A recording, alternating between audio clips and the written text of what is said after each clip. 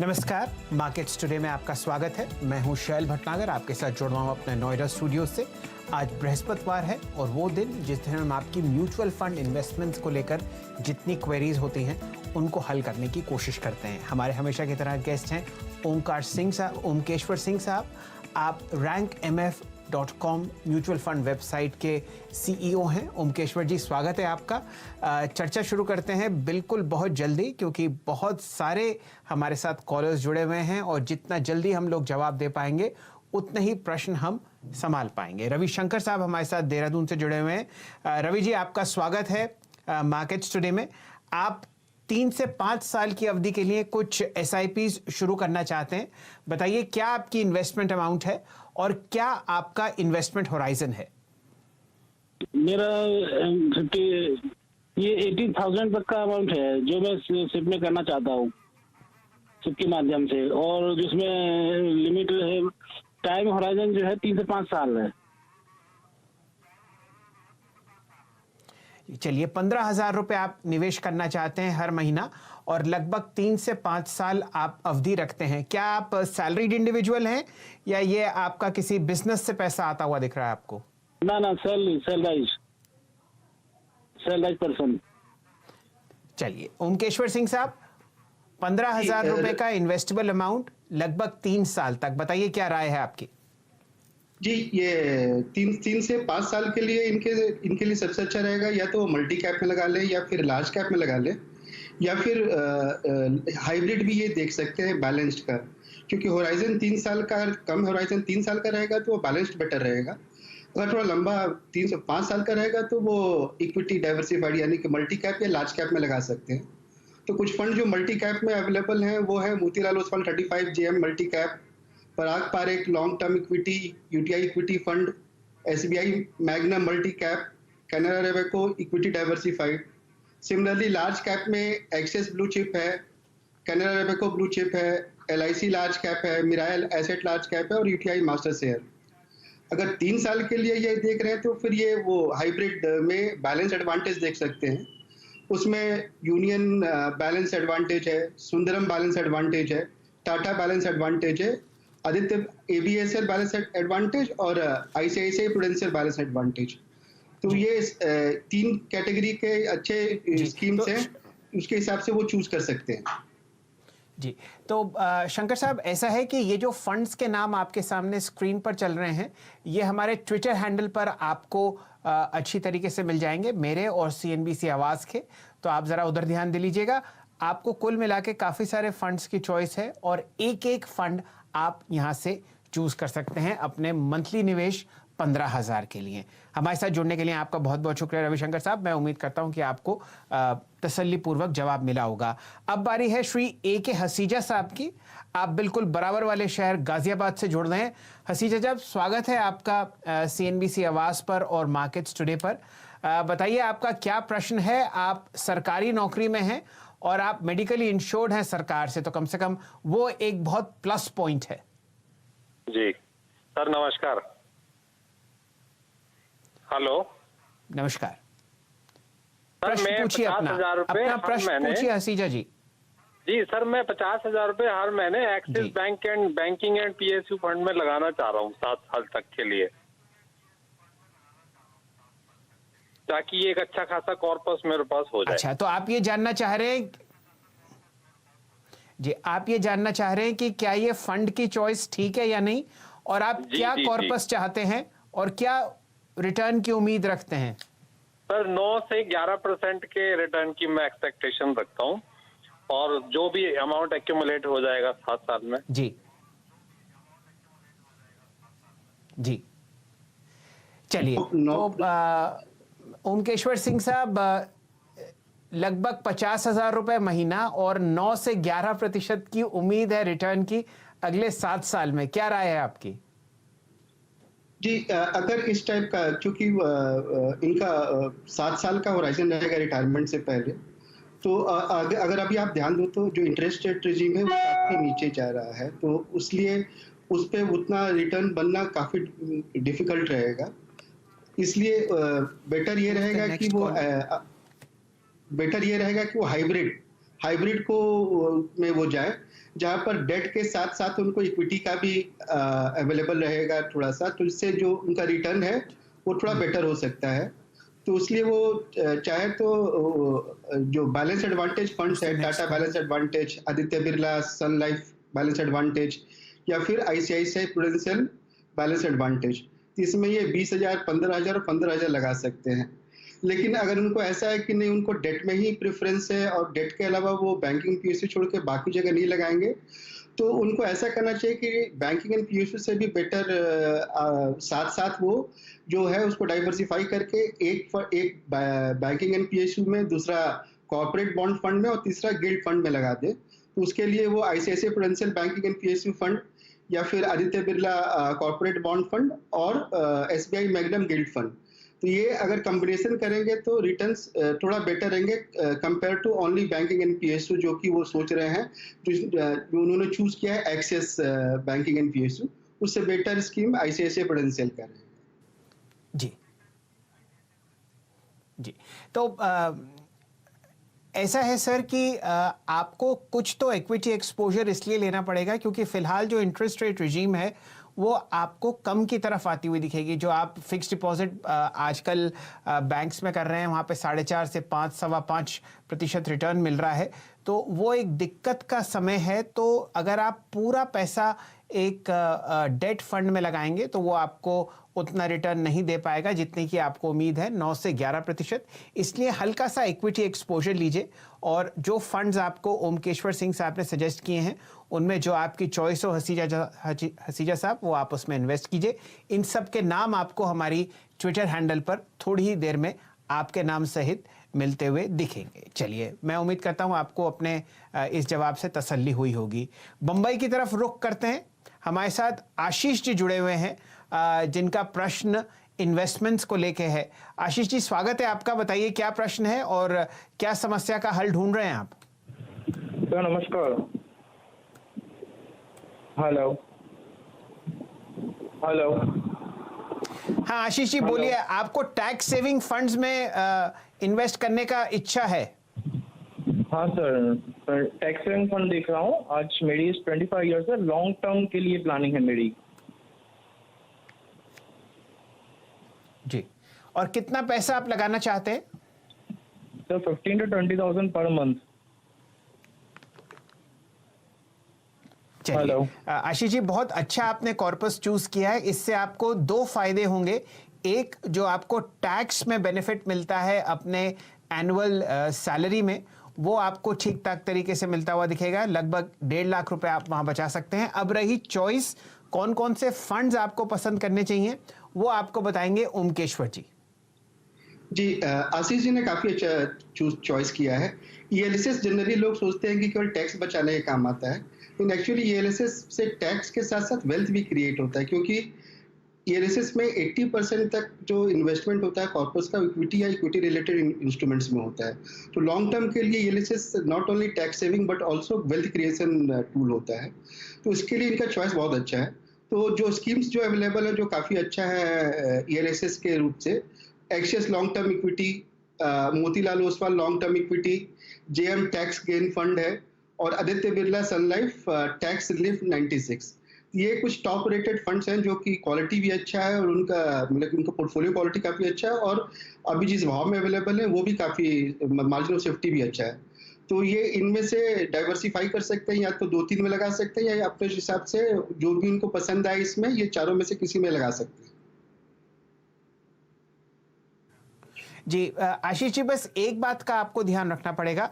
जितने भी tax saving funds हैं इनमें आपको 3 साल का लॉक इन रखना पड़ता है पैसा, क्योंकि उसी वजह से आपको जो इनकम टैक्स में बेनिफिट मिलता है वही एक कारण है कि ये लॉक इन में रहेंगे आपके पैसे। तो आप इस सोच पे पैसा लगाएं कि जो आप पैसा आज लगा रहे हैं वो आपको 36 महीने के बाद मिलेगा, और इसी तरीके से जैसे जैसे आप हर महीने पैसा लगाते रहेंगे तो वो आंकड़ा आगे की तरफ बढ़ता रहेगा। चॉइस आपके सामने है, और इन फंड्स का नाम हमारे ट्विटर हैंडल पर आपको थोड़ी ही देर में आपके नाम सहित मिलेगा।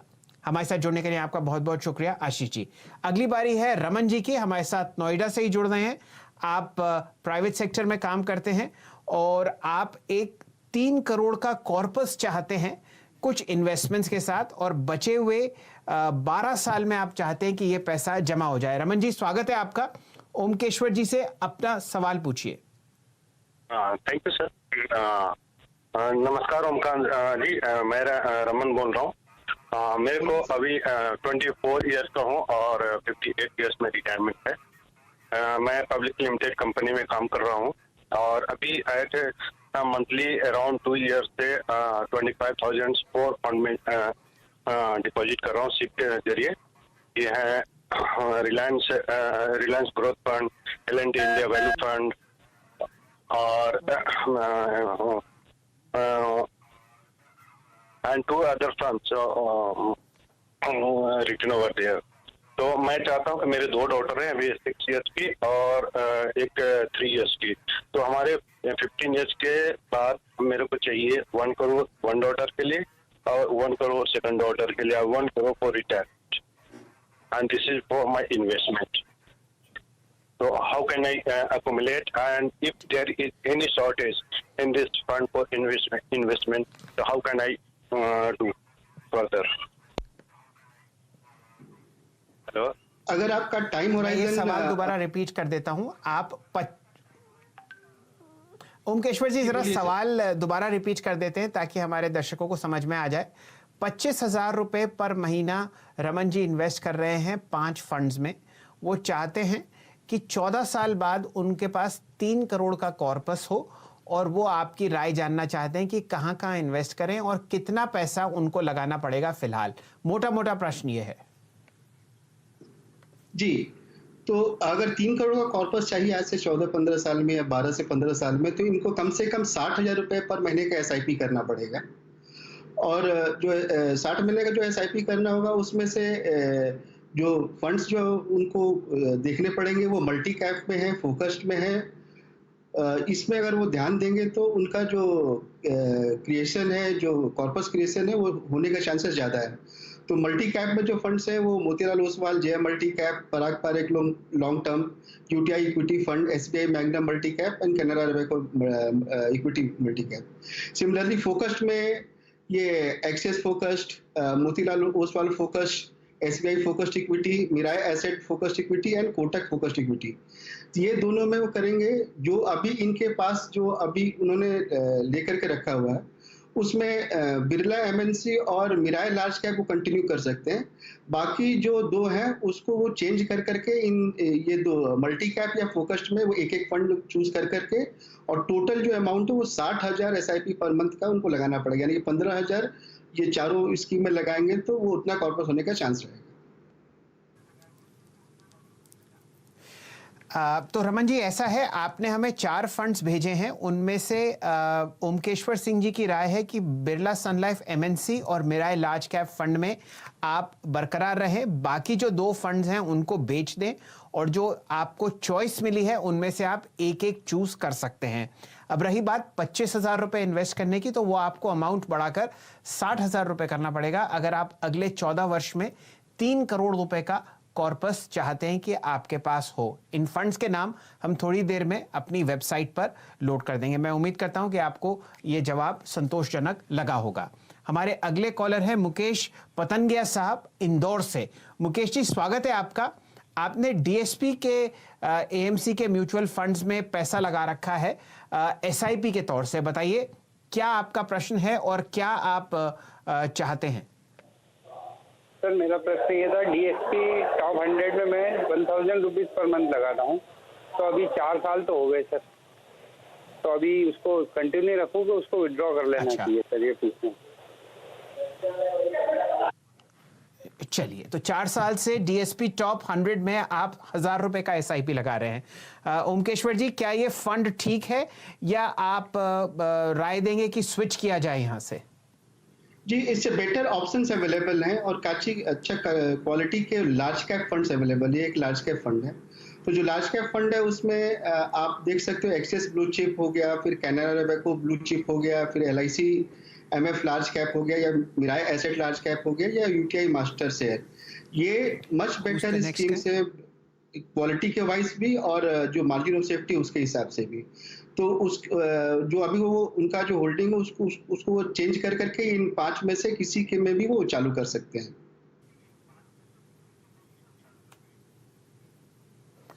चलिए, आपका प्रश्न तो बहुत आसान था। आपके लिए एक स्विच रेकमेंड किया है और 5 फंड्स की चॉइस है।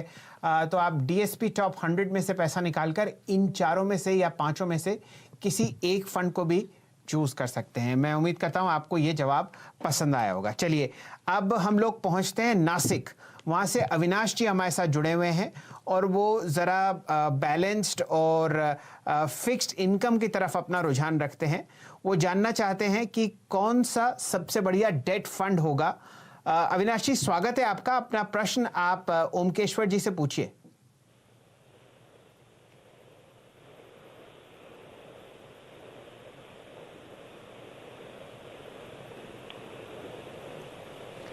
अविनाश जी, आपको हमारी आवाज आ रही है? हाँ, आ रही है सर। हेलो। जी हाँ अविनाश जी, आप अपना प्रश्न पूछिए ओमकेश्वर जी से। हाँ सर, मैं शॉर्ट टर्म के लिए अभी जो लिक्विड फंड है उसमें यदि आपने डेट फंड में उसमें से कौन सा जो अच्छा फंड है जिसमें मेरा पैसा सिक्योर है और मुझे जब चाहे मैं उसमें से कुछ पैसा विड्रॉ कर सकूं।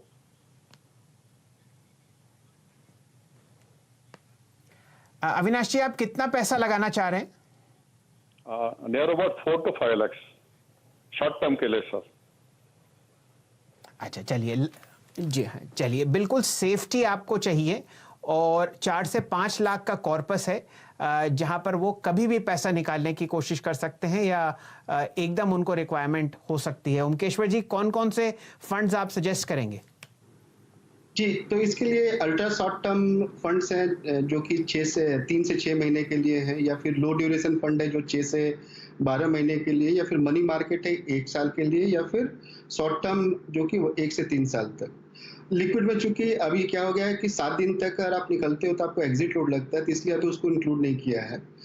उसके अलावा ये जितने भी फंड्स हैं जैसे कि HDFC ultra short term fund growth, Nippon India low duration growth, Aditya Birla Sun Life money manager growth, HDFC short term debt fund, तो ये किसी में भी लगा सकते हो और ये क्वालिटी काफ़ी अच्छा है इन स्कीम्स का, और ये पैसा कभी भी चाहे तो निकाल सकते हैं। उनको T+1 पे उनको वो पैसा मिल जाएगा। जी, ओमकेश्वर जी, एक बात मैं और अपने दर्शकों के लिए जानना चाह रहा था आपसे। ये पैसा तो अल्ट्रा सेफ है ही, क्योंकि यहाँ पर पैसा जो लगाया जाता है AAA रेटेड सिक्योरिटीज में लगाया जाता है। क्या इन फंड्स का जो टैक्स ट्रीटमेंट होता है लिक्विड फंड्स का, क्या वो फिक्स्ड डिपॉजिट से बेहतर है जहां पर आप हाईएस्ट टैक्स ब्रैकेट में लगभग 33% टैक्स देते हैं? जी, तो इसमें अगर इसको हम देखें तो शॉर्ट टर्म कैपिटल गेन लगेगा, तो अगर ये थोड़े दिन के लिए रखें शॉर्ट टर्म जो कैपिटल गेन लगेगा वो सेम ही ट्रीट होगा, तो टैक्स के हिसाब से सेम रहेगा। लेकिन अगर लॉन्ग टर्म रखते हैं तो इसमें टैक्स के हिसाब से बेटर रहता है डेट फंड्स में। जी, तो मेरे ख्याल से long term capital gains tax अगर आप बॉन्ड फंड इन्वेस्टमेंट्स पे देते हैं तो वहां पर आपको इंडेक्सेशन का भी बेनिफिट मिलता है शायद। जी, 20% लगेगा, उसके हिसाब से फिर आपको इंडेक्सेशन कर लगेगा। जबकि शॉर्ट टर्म में जो आपका पर्सनल इनकम टैक्स जो कैटेगरी है उसी हिसाब से आपको लग जाता है डेट फंड्स में। चलिए, ये एक एक्स्ट्रा इन्फॉर्मेशन है आपके लिए अविनाश जी कि अगर आप फिक्स्ड डिपॉजिट्स में पैसा ना रखना चाहें क्योंकि वहाँ का टैक्स ट्रीटमेंट ज़रा घातक होता है आपके रिटर्न्स के लिए, तो आप इन बॉन्ड फंड्स को देख सकते हैं जहाँ पर पैसा अल्ट्रा सेफ रहता है, और अगर आप लंबी अवधि के लिए रखते हैं तो टैक्स ट्रीटमेंट फिक्स्ड डिपॉजिट के मुकाबले और बेहतरीन होता है। यहाँ पर ओमकेश्वर जी, हम लेंगे एक छोटा सा ब्रेक के बाद जुड़ते हैं और एक से एक बेहतरीन और एक से एक बड़े investment ideas mutual fund schemes में आपको मिल रहे हैं सिर्फ और सिर्फ CNBC आवाज़ और मार्केट्स टुडे में। जुड़े रहिए हमारे साथ, थोड़ी देर में हम हाजिर होते हैं।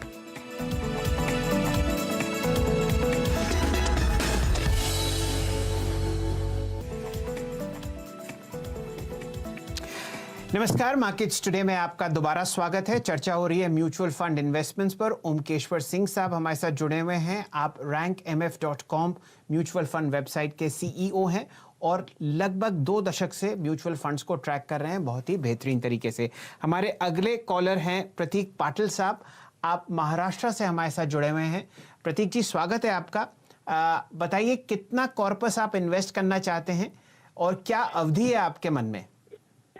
नमस्कार सर, मेरा क्वेश्चन था, हम जब भी फंड सेलेक्ट कर दे तो कौन से पैरामीटर देखने चाहिए, और मुझे पर मंथ 5,000 रुपीज इन्वेस्ट करना है फॉर 15 ईयर्स। चलिए, तो कॉर्पस आपका है 5,000 रुपये महीना और 15 साल है आपकी अवधि, जो कि बहुत ही बेहतरीन है। प्रतीक जी, आपकी उम्र क्या है? 27।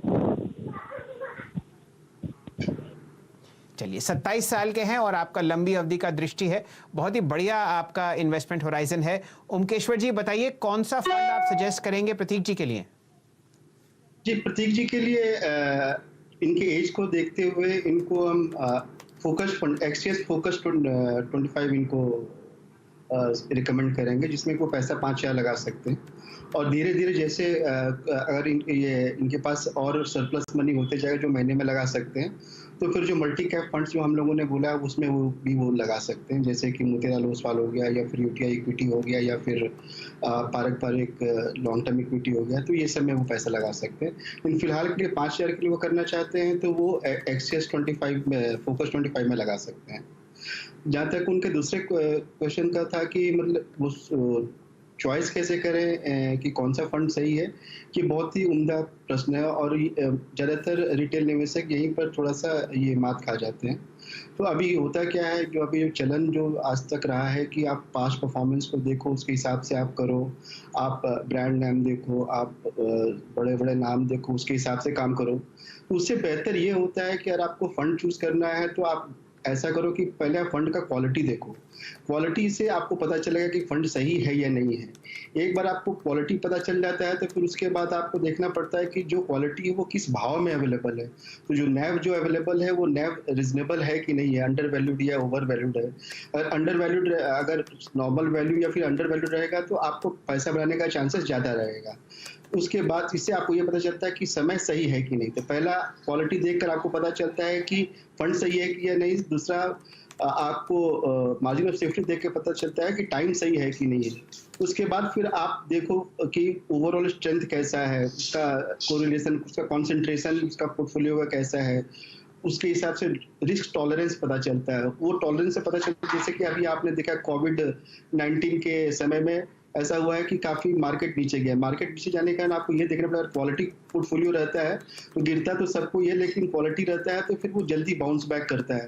तो स्ट्रेंथ देखना काफी जरूरी होता है। और उसके बाद फिर आप देखो ये कि कॉस्ट ऑफ इन्वेस्टमेंट, ज़्यादातर लोग कॉस्ट को पहले देखते हैं और क्वालिटी और मार्जिन ऑफ सेफ्टी को बाद में देखते हैं। Cost is not a primary, it is secondary consideration होता है। सेकेंडरी कंसिडरेशन को प्राइमरी बना करके कभी भी म्यूचुअल फंड सिलेक्शन ना करें। और आप एक ध्यान रखो, अगर आपको समझ में नहीं आता है तो आप किसी क्वालिफाइड एडवाइजर से मिलो जो कि आपको, और ये क्वेश्चंस आप उससे पूछना जो क्वेश्चंस मैंने आपको बोले हैं कि ये इसका क्वालिटी कैसा है, इसका मार्जिन ऑफ सेफ्टी कैसा है, और ये किस भाव में अवेलेबल है, और मेरे को बताओ। और पास्ट परफॉर्मेंस को कम्प्लीटली इग्नोर करके मेरे को समझाइए कि ये कैसा है, क्योंकि जो पोर्टफोलियो आज अवेलेबल है वही पोर्टफोलियो मेरे को पैसा देने वाला है। पास्ट का जो भी था वो ऑलरेडी नैब में बिल्ट इन हो चुका है, इसलिए उसको देखने का कोई मतलब नहीं होता। जी चलिए, फिलहाल तो समय हमारा समाप्त हो चुका है, लेकिन सवालों का जो सिलसिला है वो हमेशा चलता रहेगा। आप लोग अपनी क्वेरीज हमको CNBC आवाज़ के ट्विटर हैंडल पर भेजते रहिए और हम लोग पूरी कोशिश करेंगे कि ओमकेश्वर सिंह साहब उनको बहुत अच्छी तरीके से फ़िलहाल जवाब दें। मैं मान के चलता हूँ प्रतीक पाटिल जी, आपको अपना फ़ंड का नाम तो मिल ही गया होगा और एक बहुत बढ़िया आपको एडवाइजरी दी है ओमकेश्वर जी ने कि किस तरीके से फ़ंड को चूज़ करना चाहिए।